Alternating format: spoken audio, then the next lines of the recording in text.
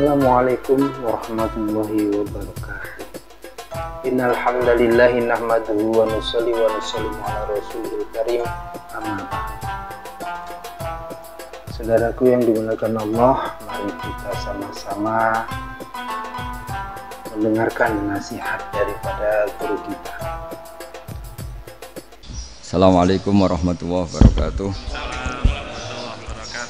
Bismillahirrahmanirrahim. Rabbi shrah li sadri wa yassir li amri wa hlul 'uqdatam min lisani. Allahumma shalli wa sallim ala sayyidina Maulana Muhammadin wa ala alihi wa sahbihi ajmain. Amma ba'du. Ini yang saya hormati pertama, pengatur saya ini Profesor Dr. Haji Maskuri.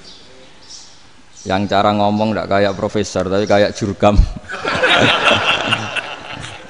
Jadi kalau ciri utama akademisi itu kalau ngomong itu teduh, datar, runtut, sehingga memaksa orang lain itu menerima karena runtutan logika yang terbangun. Ya, kalau ini ndak, pokoknya kasar gitu, pokoknya orang itu. Ini agak lazim, agak dalam dunia ilmu. Semua wakil rektor, semua yang hadir yang saya hormati, saya seperti yang dikatakan moderator, Pak Sinten. Bapak Anwar, bahwa memang saya tidak boleh terikat sama yang di belakang ini karena ini kayak apa ya, ada satu madhab yang anak-anak Unisma semuanya harus tahu, teman-teman di Unisma menjelaskan itu tidak lebih baik. Jadi karena seakan-akan belum melakukan.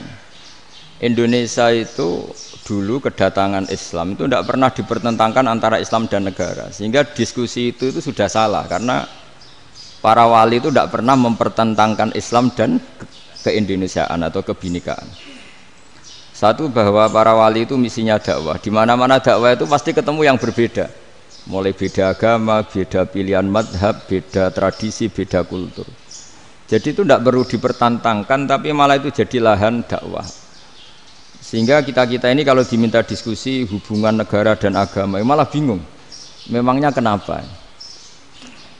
Itu seperti dulu zaman P4, saya punya kawan di Jogja, teman saya nulis tafsir Profesor Zaini, itu pernah zaman Pak Erto disuruh sosialisasi P4 di Papua.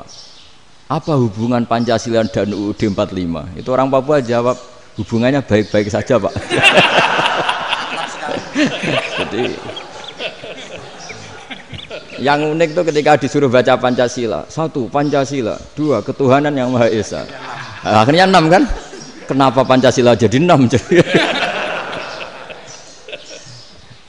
Yang unik itu ketika ditanya, ini saya melihat langsung di TV 7 itu, Indonesiaku itu.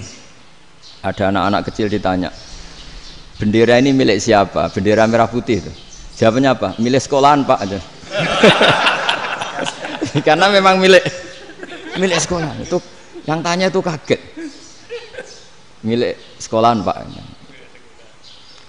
Nah, tentang tema ini mohon dibaca ini langsung start ya, langsung serius karena tadi sudah kayak jurkam tadi, ini yang langsung khas ilmuwan. Ini sebagai penghormatan saya pada Unisma, ini khas keilmuan.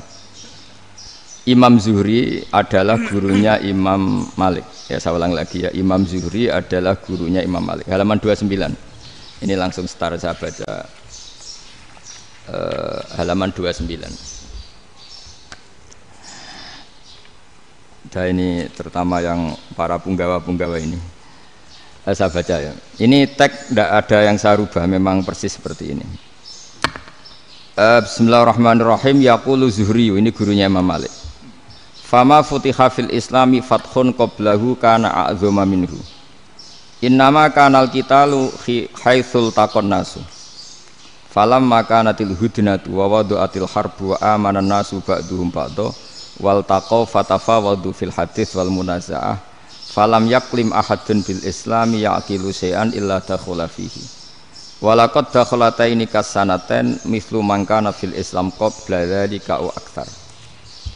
Terus ini ngomongnya harus santai, enggak boleh provokatif. Begini, kita tahu dalam perdamaian Hudaybiyah itu poin-poinnya itu semuanya merugikan Islam. Di antaranya adalah jika yang Islam masuk kafir harus dibiarkan karena berarti masuk ke habitat asli. Karena Nabi sebelum jadi Nabi komunitas pokok itu kafir, sehingga kalau Islam masuk kafir kembali ke habitat. Tapi kalau Islam masuk kafir, kafir masuk Islam itu harus dikembalikan karena dianggap bid'ah. Maka kalau kamu dituduh bid'ah itu tenang saja dulu, Nabi itu ya dituduh ji'ta bidinin muhdas, kamu datang dengan agama yang baru. Cuma agak diteruskan wa kullu muhdatsatin bid'ah wa kullu bid'atin dalalah. Jadi orang-orang kafir dulu kalau ngomentari Nabi ya ji'ta bidinin muhdas, kamu datang dengan agama yang baru. Nabi nurut. Semua perjanjian yang merugikan Islam itu Nabi nurut. Tapi Nabi hanya minta satu hal, jangan ada perang 10 tahun. Dan orang boleh seminar, boleh diskusi tentang Islam. Ya ini dengerin betul ini. Jadi saya tidak akan provokatif, ini pakai logika. Nanti bisa dipakai disertasi doktor. Tapi saya minta orang boleh diskusi, boleh seminar tentang Islam. Akhirnya saat itu juga ada orang yang masuk Islam di depan, tulisan itu belum kering istilahnya, datang ke situ, namanya Abu Jandal bin Suhail bin Amr. Itu datang ke Nabi, ya Rasulullah saya ini mau masuk Islam. Kata orang-orang kafir, ini pertama Muhammad, kamu komitmen enggak sama perjanjian? Kalau kamu komitmen harus kamu kembalikan. Nabi bilang, ya Abu Jandal kamu kembali ke mereka, ke habitat mereka, yaitu menjadi kafir, di komunitas kafir maksudnya. Akhirnya nangis. Sayyidina Umar itu mendekati Abu Jandal, kemudian memberi isyarat supaya ngambil pedangnya. Jadi isyaratnya wong ini baca ora wis. Maksudnya orang-orang kafir. Tapi Abu Jandal nggak mau. Singkat cerita akhirnya kembali ke komunitas kafir. Tapi yang dikatakan Imam Zuhri cara analisis ini nggak bisa pakai provokatif, harus pakai analisis. Innama kanal kitalu haitsul takon nasu. Yang namanya perang itu menjadikan orang tidak berpikir jernih. Ini poin yang diambil oleh Rasulullah. Kalau dibahasakan Nabi curi kesempatan, masuk Nabi dikatakan mencuri, meskipun itu hanya bahasa ya. Enggak mungkin lah kita bahasakan seperti itu. Saya ulang lagi ya. Kenapa ada perang berkesinambungan sampai tahun ke-8 Hijriah? Mulai tahun kedua ada perang Badar sampai tahun 8 Hijriah itu perang terus. Nabi sama orang kafir perang terus. Akibatnya apa Pak Profesor? Namanya perang itu ya nggak kau bermikir. Pokoknya agar ketemu Islam perang, Islam ketemu kafir perang, nggak kau bermikir. Padahal Islam itu bisa diterima oleh akal sehat, harus lewat diskusi, lewat pengamatan, lewat pemikiran, lewat pengendapan berpikir. Makanya Nabi tahu ini masalah besar. Kalau orang perang terus, itu gak kober mikir Islam, gak sempat diskusi tentang Islam. Makanya Nabi hanya minta satu poin. Oke, perjanjian ini saya turutin semua, tapi saya minta orang kafir semuanya boleh mendiskusikan Islam, boleh seminar tentang Islam. Mereka bilang iya, pada pikiran mereka kan diskusi paling piye. Ternyata betul, ada diskusi. Terus temanya gini, kira-kira bener di Muhammad Abu Jahal. Terus Tuhan Muhammad sama Tuhan Abu Jahal itu keren mana? Diskusi. Tuhan Muhammad itu khaliqus samawati wal ardi, yang menciptakan langit bumi. Sebagaimana kampanyenya Muhammad. Ya mereka masih jangkar bilang Muhammad. Kalau Tuhan kita, ya berhala itu yang kita bikin, yang kadang rusak, yang kadang kudanan, terus lemutan, pokoknya terus diskusi. Kita kok bener pengirannya Muhammad. Terus Muhammad Abu Jahal. Mulai dhisik Muhammad itu ora tau bodoh nih. Mulai dulu Muhammad itu gak pernah bohong. Abu Jahal, waduh, wis bodoh nih ngongkonan. Wis ribet kan? Dan semua diskusi itu mengarah ke kebenaran Islam. Wah, akhirnya wong kafir sing tokoh-tokoh cara Jawa yo wah semane jebule masalah ini kan.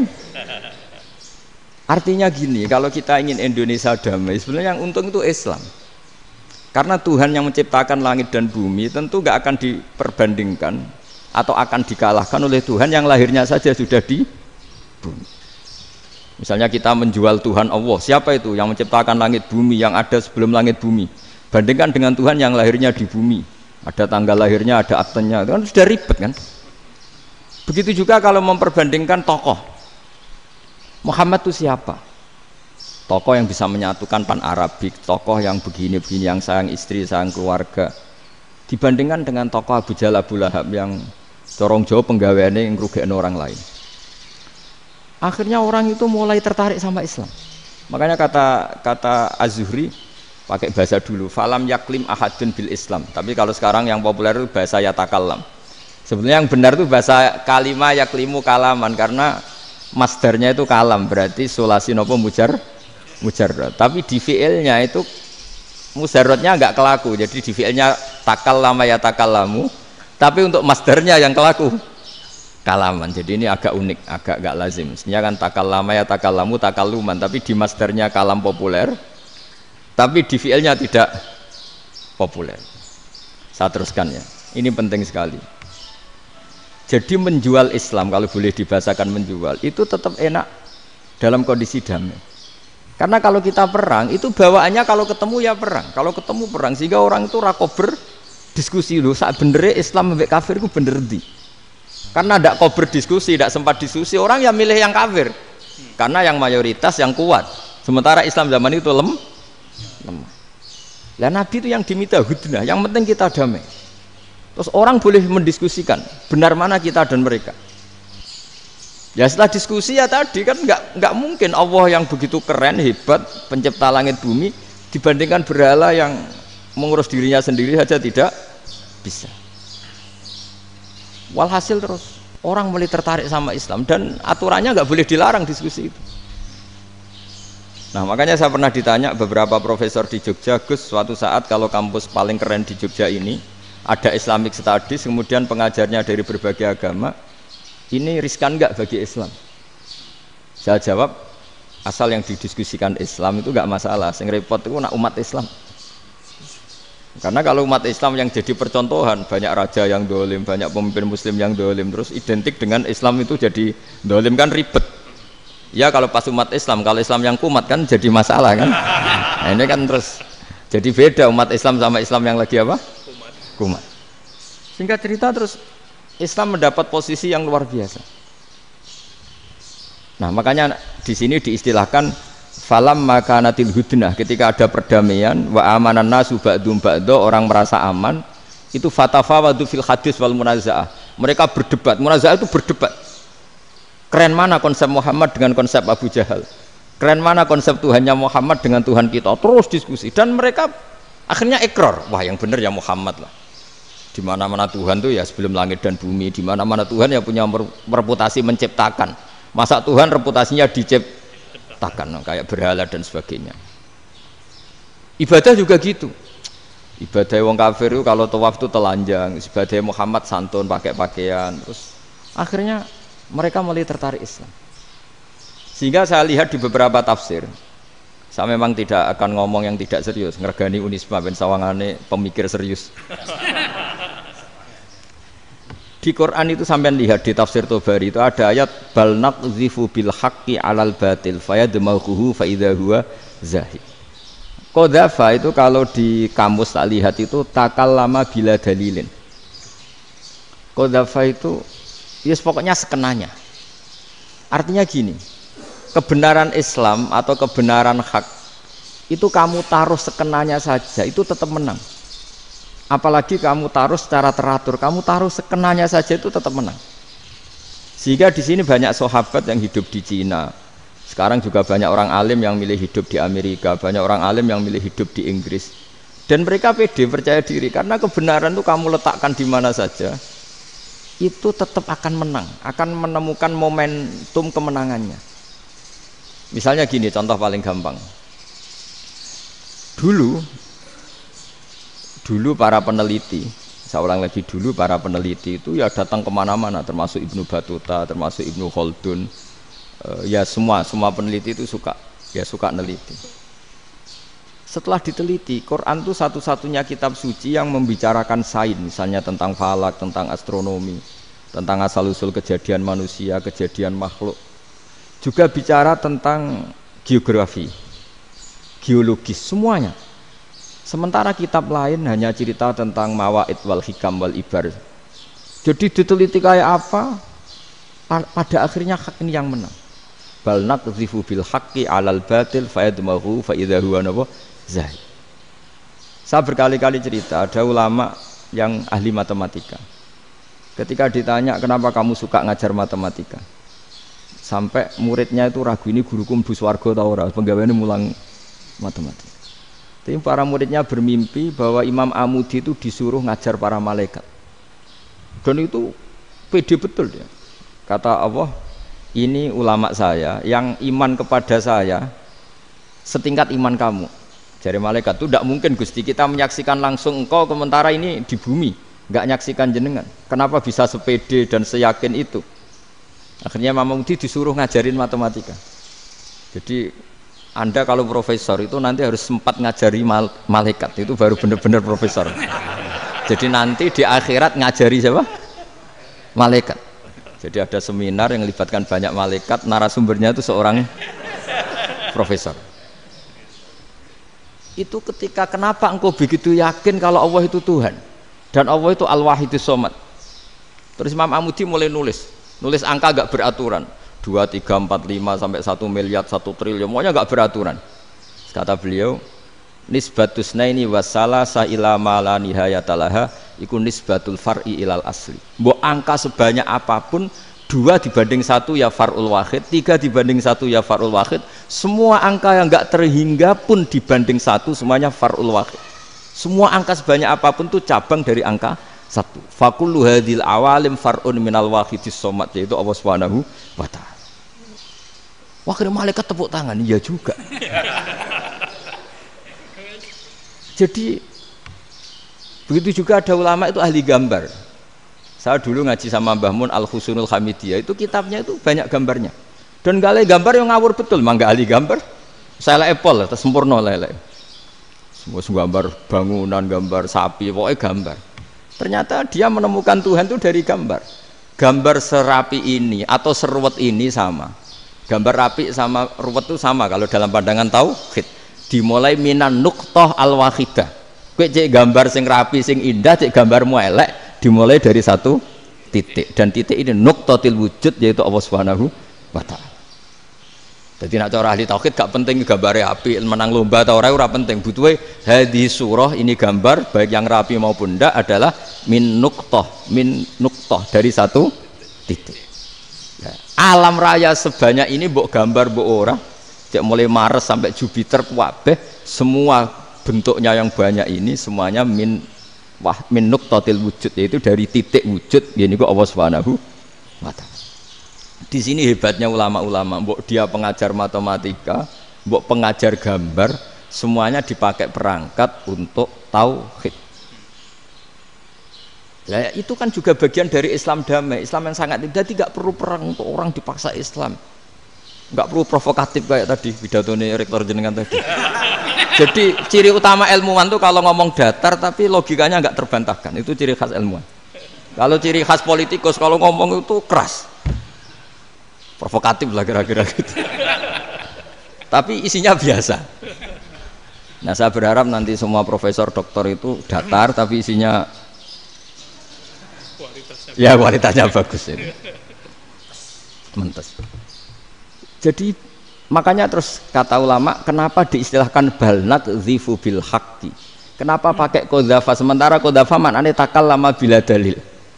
Maksudnya bila dalil di sini itu min ghairi ikhtiyajin ila dalilin. Kebenaran itu memang enggak butuh dalil.